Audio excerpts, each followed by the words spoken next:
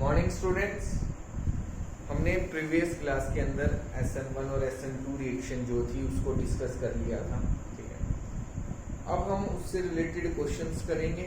ठीक है, और उसके एग्जांपल्स देखेंगे कि हमारे पास कई रिएक्शंस हैं जो एग्जाम में पूछी जाती है। ठीक है, कि हम कह रहे हैं न्यूक्लियोफिलिक सब्स्टिट्यूशन रिएक्शन की एक न्यूक्लियोफाइल दूसरे न्यूक्लियोफाइल को रिप्लेस कर देगा, तो वो दूसरा न्यूक्लियोफाइल होगा कौन सा, कौन कौन से न्यूक्लियोफाइल हैं जो रिप्लेस कर सकते हैं और क्या प्रोडक्ट उनसे फॉर्म होगा। ठीक है, तो वो सब हम चीजें पढ़ेंगे। आज हम कुछ एग्जांपल्स देखते हैं। ठीक है, फर्स्ट है हमारे पास, हमारी जो लाइव क्लास हुई थी मैंने उसमें भी समझाया था आपको। ठीक है, फिर से मैं समझा रहा हूँ क्योंकि उसमें सभी स्टूडेंट्स जो थे वो प्रेजेंट नहीं थे। तो हमारे पास है ये दो एग्जांपल। ठीक है, कह रहा है बताओ इनमें से SN1 रिएक्शन के लिए कौन ज्यादा रिएक्टिव, SN1 मैकेनिज्म कौन फर्स्ट शो करेगा, कौन जल्दी शो करेगा। तो अगर हम यहाँ देखें तो इस कंपाउंड से जो कार्बोकेटायन फॉर्म होगा वो ये हो गया, और यहाँ जो कार्बोकेटायन फॉर्म होगा वो ये यहाँ होगा कार्बोकेटायन। तो ये कार्बोकेटायन तो है आपका टर्शरी और ये कार्बोकेटायन है आपका प्राइमरी। तो टर्शरी ज्यादा स्टेबल होता है प्राइमरी से, तो ये जल्दी रिएक्ट करेगा। So this alkyl halide is more reactive, ये ज्यादा reactive, more reactive than this one.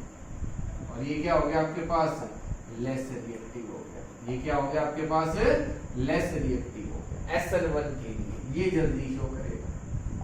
ठीक है, तो इस तरीके से हम देख सकते हैं। एक और एग्जांपल देखते हैं। नेक्स्ट एग्जांपल है हमारे पास CH3 CH CH और Cl, CH3 CH सॉरी ये आएगा आपके पास CH2 double bond CH CH2C, और एक है हमारे पास CH2 डबल बॉन्ड CH और Cl। कह रहा है कौन ज्यादा रिएक्टिव है, तो कौन सा ज्यादा रिएक्टिव होगा आपके पास, कि जब यहां से आपके पास Cl बाहर चला गया तो इस पे कैसा चार्ज, पॉजिटिव चार्ज, और इधर इस पे positive charge.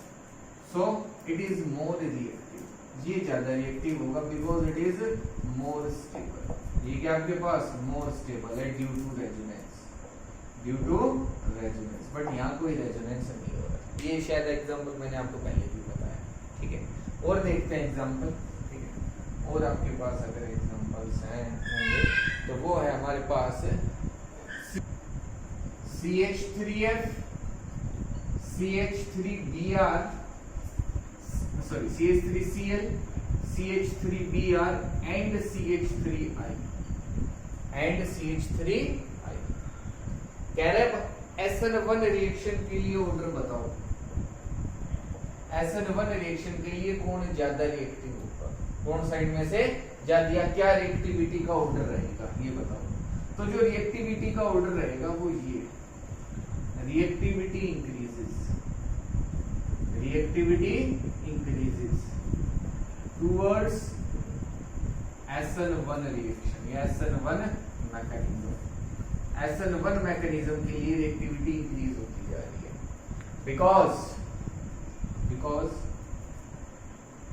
on moving left to right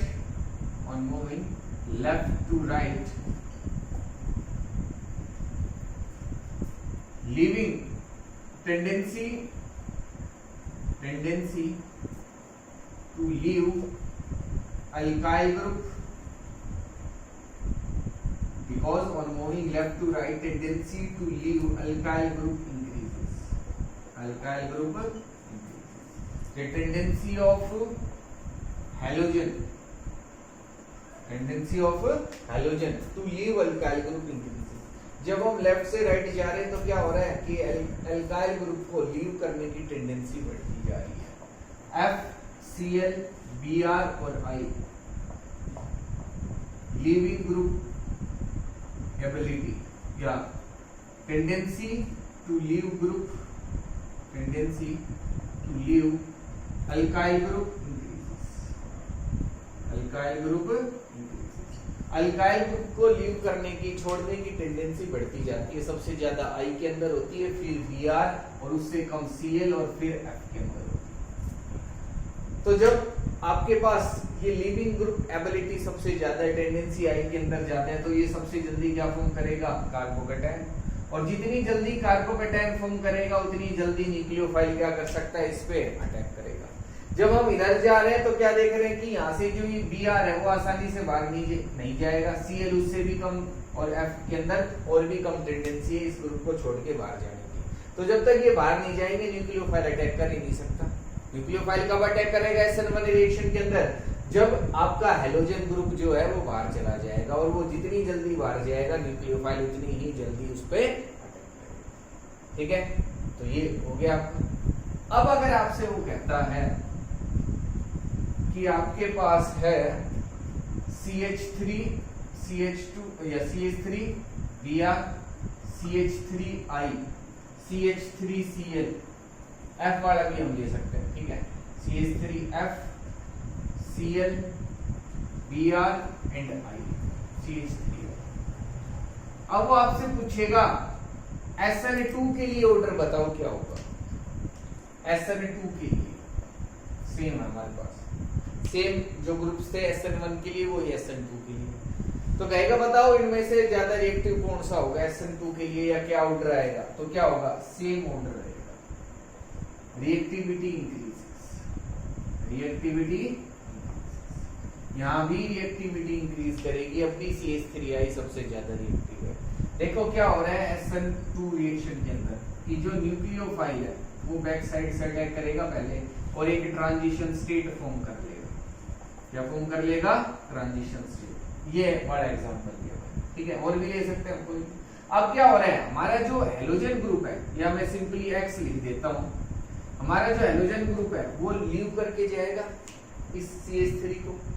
अब यहां से वो जितनी जल्दी बाहर चला जाएगा उतनी जल्दी इनके बीच में बॉन्ड फॉर्म हो जाएगा, और जितनी लेट ये बाहर जाएगा, जब न्यूक्लियोफाइल अटैक करता है उसके बाद, न्यूक्लियोफाइल के अटैक करने के बाद X ग्रुप जितनी जल्दी बाहर जाएगा उतनी जल्दी जो रिएक्शन होगी और कंपाउंड फॉर्म होगा। अब यहां हम क्या देख रहे हैं कि आपके पास फ्लोरीन हो सकता है, क्लोरीन, ब्रोमीन और आयोडीन, और सबसे ज्यादा जो अच्छा लिविंग ग्रुप है इनमें से सबसे ज्यादा जो टेंडेंसी है ग्रुप को छोड़ के जाने की, अल्काइल ग्रुप को, वो किसकी है? आयोडीन की।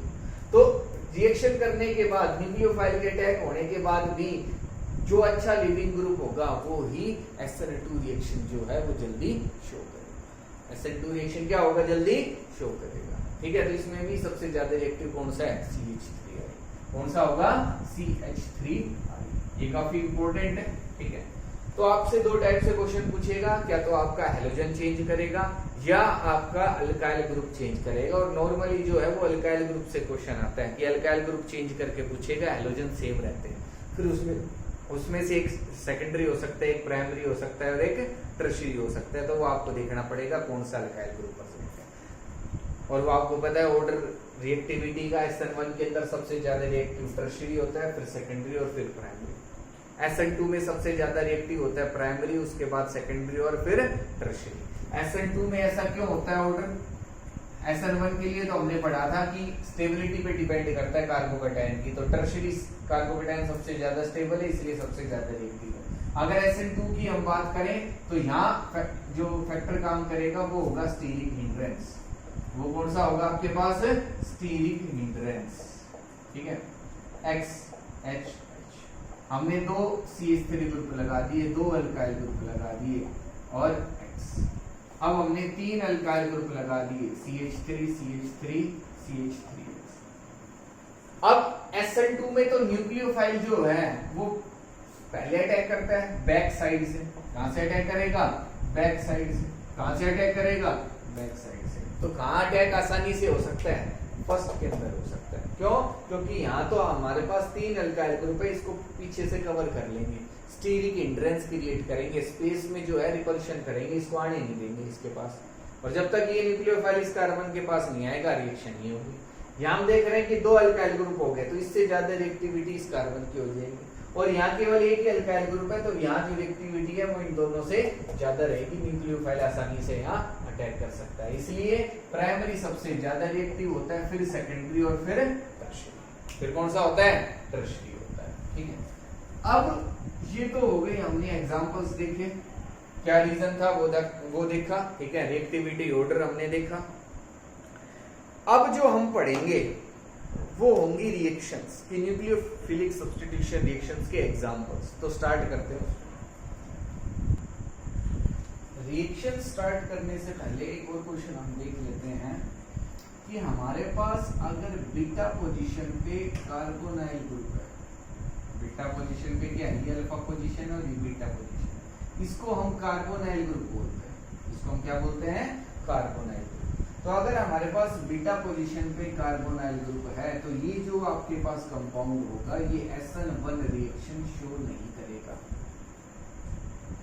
अब ऐसा क्यों हो रहा है कि SN1 रिएक्शन शो नहीं करेगा? उसका रीजन क्या होगा? देखो, अगर हम यहाँ SN1 रिएक्शन में क्या होगा कि जो हेलोजन ग्रुप है वो पहले बाहर चला जाएगा, तो इस पे कैसा चार्ज आएगा? पॉजिटिव। और जब इस पे पॉजिटिव चार्ज आ गया तो अब ये कार्बोकेटायन फॉर्म हो गया।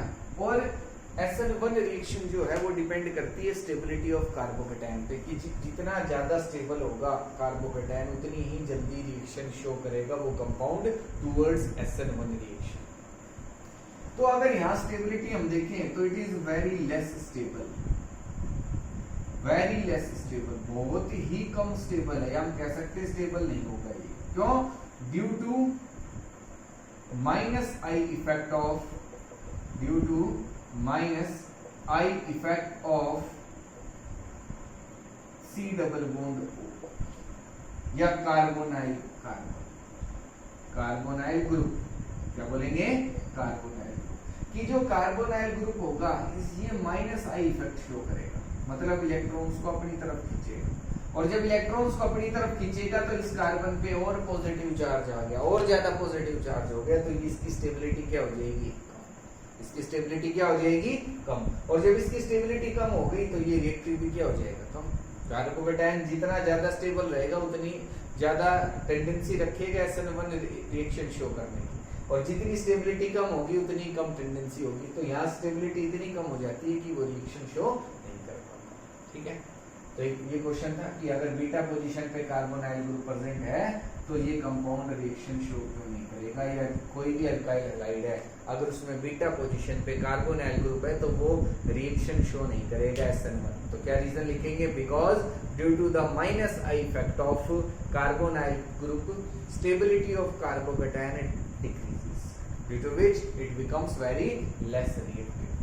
ठीक है, it becomes very it has very less tendency to show SN1 reaction, कुछ भी हम लिख सकते हैं। अब हम बात करते हैं रिएक्शंस, इसकी बात करते हैं रिएक्शंस। तो हमारे पास डिफरेंट टाइप्स की रिएक्शंस हो सकती हैं। ठीक है, फर्स्ट जो होगी, मैं यहाँ रिएक्शंस लिख रहा हूँ सबसे पहले, तो वो है reaction with NaOH, reaction with aqueous NaOH और एक्वस KOH, हम कुछ भी लिख सकते हैं। हम एक्वस NaOH भी लिख सकते हैं, एक्वस KOH भी लिख सकते हैं। ठीक है, दोनों ही एक जैसी रिएक्शन शो करेंगे, जस्ट पोटेशियम की जगह क्या होगा? सोडियम। ठीक है, और कोई चेंज इनमें नहीं आएगा। नेक्स्ट हमारे पास हो सकता है reaction with aqueous KCl, reaction with aqueous KCl। Next reaction with ABC, reaction with AgCl, reaction with AgCl। Next reaction with KSH, next E, reaction with RSH। F, reaction with RO negative Na positive, RO negative Na positive. Next EFG, reaction with NH3 liquid ammonia, liquid ammonia. H, reaction with KNO2, reaction with KNO2। Reaction with AgNO2, reaction with AgNO2 and last है आपके पास J, जे होगा हमारे पास reaction with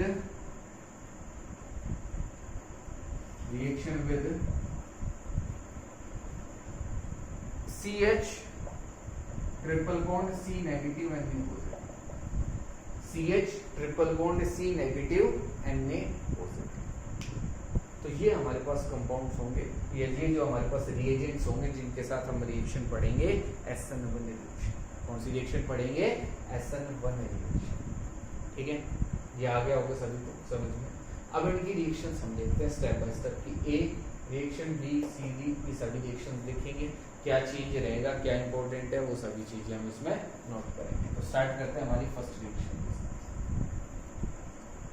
first reaction है हमारे पास reaction with NaOH and KOH। तो देखो आपके पास RX जो हेलो एल्कीन होगा, क्या होगा? Halo alkene. उसकी रिएक्शन होगी एक्वस NaOH के साथ, हम एक्वस KOH के साथ भी करा सकते हैं। ठीक है, दोनों के लिए मैं अभी लिखूंगा। तो आपके पास जो प्रोडक्ट बनेगा वो होगा ROH अल्कोहल प्लस NaX, क्या फॉर्म हो जाएगा? NaX। ये जो है वो ब्रेक होगा Na पॉजिटिव में और OH में, इसमें ब्रेक हो जाएगा Na पॉजिटिव में एंड OH नेगेटिव में।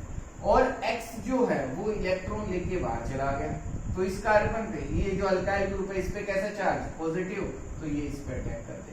जब इस पे अटैक करेगा तो ROH फॉर्म हो गया और Na और X मिलके क्या बना लिया? NaX। अगर इसी तरीके से आपके पास है एक्वस KOH और यहाँ आपने रिएक्शन करवाई तो आपके पास जो कंपाउंड फॉर्म होगा वो होगा ROH अल्कोहल ही बनेगा, बस NaX की जगह KX फॉर्म हो जाएगा। क्या फॉर्म हो जाएगा? KX। और सेम रिएक्शन रहेगी। ये किसमें ब्रेक होगा? K पॉजिटिव में and OH negative, K positive में एंड OH नेगेटिव में। X इलेक्ट्रॉन लेके बाहर और ये इसमें इस पे अटैक करेगा। ठीक है, तो इस तरीके से ये जो हमारी फर्स्ट रिएक्शन है वो हो रही है। ठीक है, इसके कुछ एग्जांपल्स देखते हो।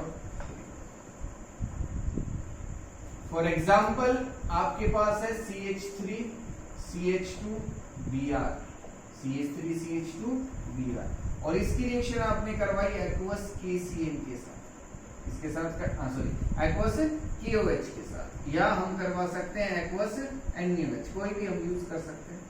आपका जो मेन प्रोडक्ट होगा वो अल्कोहल जो है वो ही होता है और ये आपके पास है इथेनॉल। क्या है? Ethanol, ethanol. ठीक है, ETH इथेनॉल।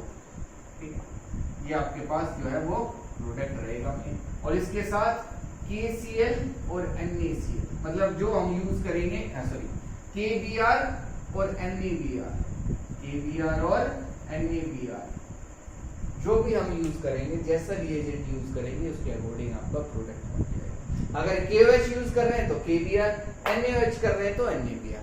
और एग्जाम में आते हैं तो आपको एक लिखना है, दोनों लिखने की जरूरत नहीं है। आप एक्वस KOH का यूज कर सकते हो, जो मैंने लिख दिया एज इट इज लिखने की जरूरत नहीं है कि सर दो लिख रहे तो हम भी दो लिखेंगे। नहीं, आप कोई भी एक रिएजेंट यूज कर सकते हो। मैं आपको समझाने के लिए मैंने दो लिखे।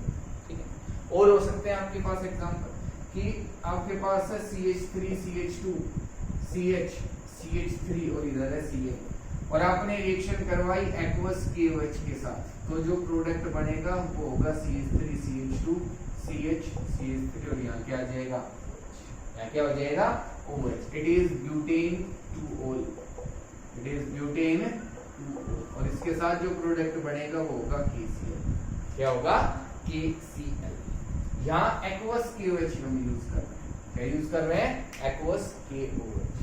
समझ में आ गया होगा सभी। ठीक, और देखो एग्जांपल हमारे पास है साइक्लोहेक्सेन। क्या है ये आपके पास? साइक्लोहेक्सेन। अगर आपने इसकी रिएक्शन करवाई chlorine in presence of light, बता सकते हो क्या प्रोडक्ट फॉर्म होगा? आपके पास जो प्रोडक्ट बनेगा वो होगा क्लोरोसाइक्लोहेक्सेन, क्लोरोसाइक्लोहेक्सेन। और अगर इसकी रिएक्शन आपने करवा दी एक्वस KOH के साथ, इसकी रिएक्शन आपने करवाई एक्वस KOH के साथ, तो आपका जो प्रोडक्ट बनेगा वो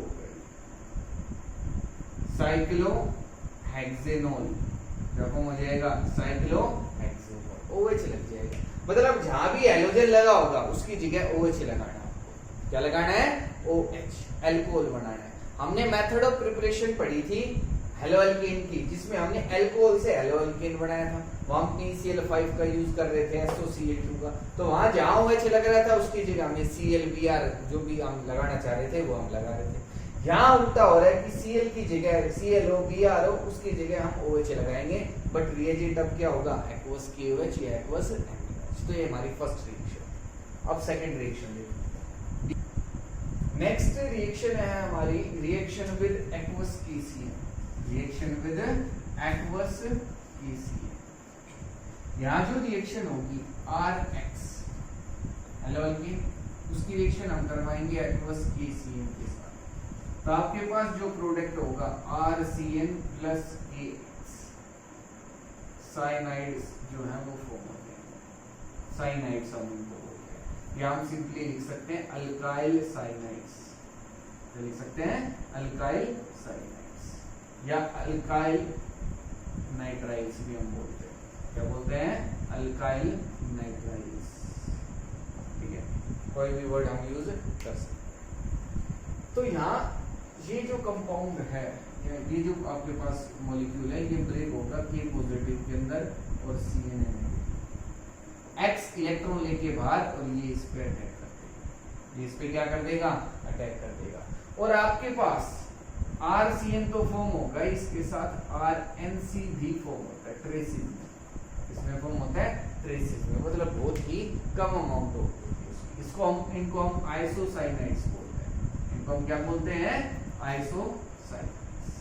क्या बोलेंगे? आइसोसाइनाइड्स। ठीक है, फॉर एग्जांपल CH3CH2Br, और हमने रिएक्शन करवाई KCN के साथ। किसके साथ करवाई? KCN के साथ। तो आपके पास जो प्रोडक्ट होगा वो होगा CH3CH2N CN, sorry CH3CH2CN plus KBr। तो यहाँ हमारे पास जो प्रोडक्ट फॉर्म हो गया वो है इथाइल प्रोपाइल साइनाइड। ये मेजर प्रोडक्ट होगा। ये क्या होगा? Major product. और जो माइनर प्रोडक्ट होगा वो होगा CH3CH2NC। It is ethyl isocyanide.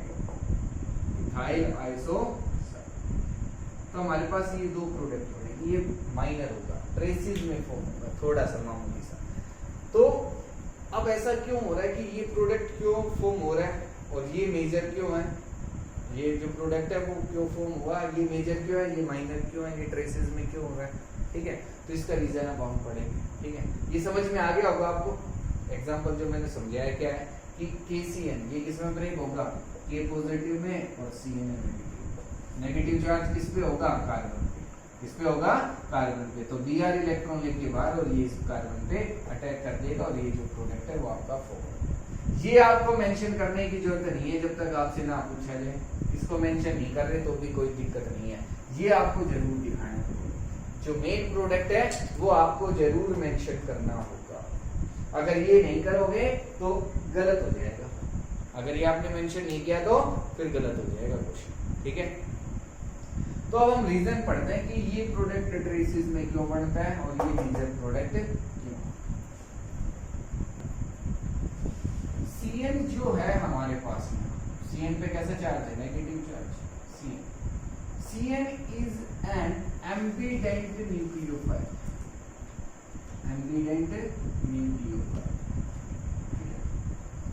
which can attack on carbon, carbocation, ठीक है, carbon positive from two sides, that is carbon negative और N एटम।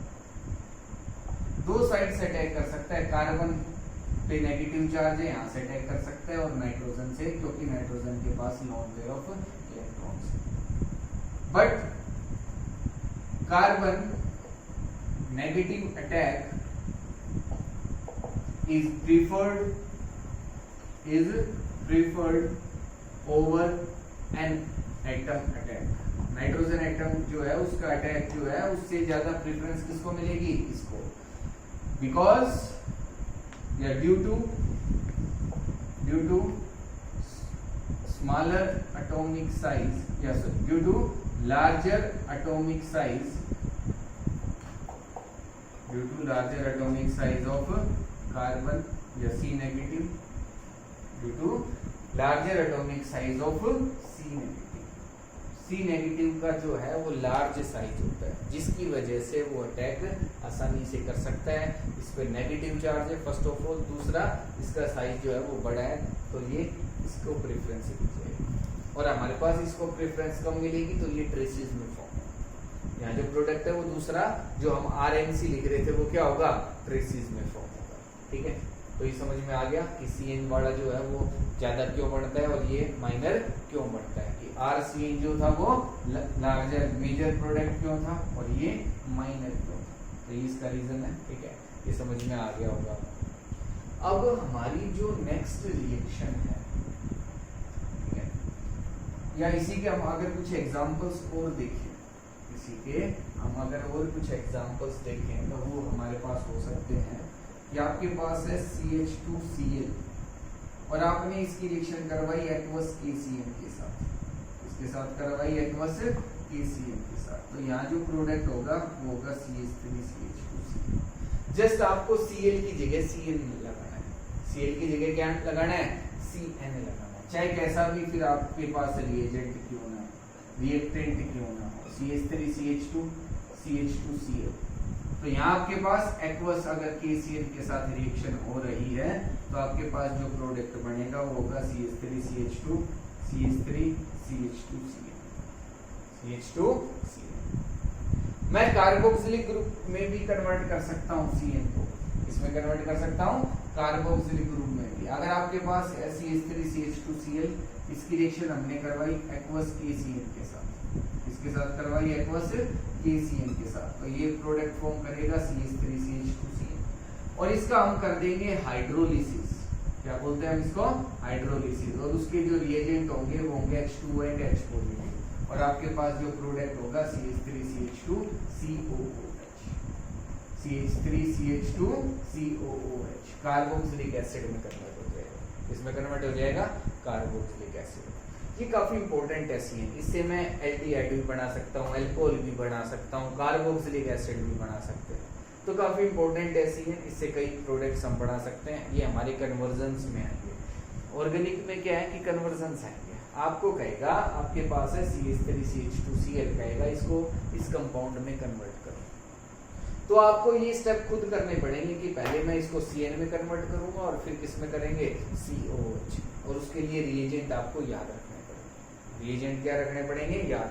आसान है, बिल्कुल हार्ड नहीं है, समझ के करने पड़ेंगे। आप रट नहीं सकते रिएक्शंस को कि सर ने ये रिएक्शन लिखवा दी यही आएगी एग्जाम में, नहीं। आपको कॉन्सेप्ट समझना है कि अगर आपके पास एक्वस KCl है तो CN लगेगा कहाँ? Cl की जगह, Br की जगह, जो भी आपके पास है। ये चीजें आपको याद रखनी है। आपसे कोई कह रहा है कि इसी कंपाउंड को इसमें कन्वर्ट करना है, तो आपको पता होना चाहिए कि इसके लिए हम क्या रिएजेंट यूज करेंगे। क्या होगा? Aqueous KCl। क्या होगा? Aqueous KCl।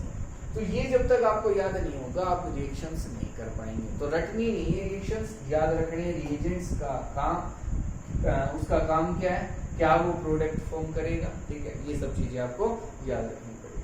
तो आज तो हम इतना ही करेंगे। ठीक है, हमने 2 एग्जाम्पल देखे हैं, इनको अच्छे से करना है। कोई भी अगर डाउट रहती है तो मेरे से जरूर पूछना है, ठीक है, क्योंकि अगर ये क्लियर नहीं होंगे तो आगे का फिर समझ में नहीं आएगा। अब तक ऑर्गेनिक में ज्यादा कुछ नहीं हुआ है, हमने हैलोजेंस जो चैप्टर किया उसमें जस्ट प्रिपरेशन और रिएक्शंस हमने स्टार्ट किए हैं। तो अब भी किसी स्टूडेंट ने अगर पीछे का कवर नहीं किया तो पीछे का कवर करे, उसको रिवाइज करे, पढ़े, उसको कोई भी डाउट रहे तो मेरे से पूछे, क्योंकि आप जितना डिले करते जाओगे कि आप समझ में आएगा, ऑर्गेनिक में ऐसा नहीं है।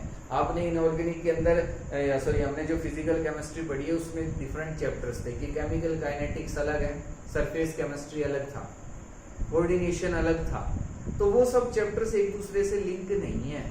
लेकिन ऑर्गेनिक के जितने भी चैप्टर्स हैं वो एक दूसरे से लिंक है। अब आपको एक अगर फर्स्ट चैप्टर में दिक्कत होगी तो आगे वालों में दिक्कत आएगी डेफिनेटली। यहाँ से अगर कॉन्सेप्ट क्लियर होते हुए चले गए, आपको एक बार समझ में आने लग गया कि कैसे हम याद करेंगे, तो आगे बहुत आसान हो जाएगा आपके लिए। ठीक है, तो इसमें बिल्कुल भी आपको लापरवाही नहीं करनी है, कोई एक्सक्यूज नहीं बनाना है कि सर हमें समझ में नहीं आया था, फोन खराब था, जो भी है। अपने जो लेक्चर आपको जो हम दे रहे हैं, जो लेक्चर प्रोवाइड आपको किया जा रहा है, उसको अच्छे से समझना। ठीक है, और कोई डाउट रहे तो पूछना जरूर है, बस ये बात आपको ध्यान रखना। ठीक है, थैंक यू।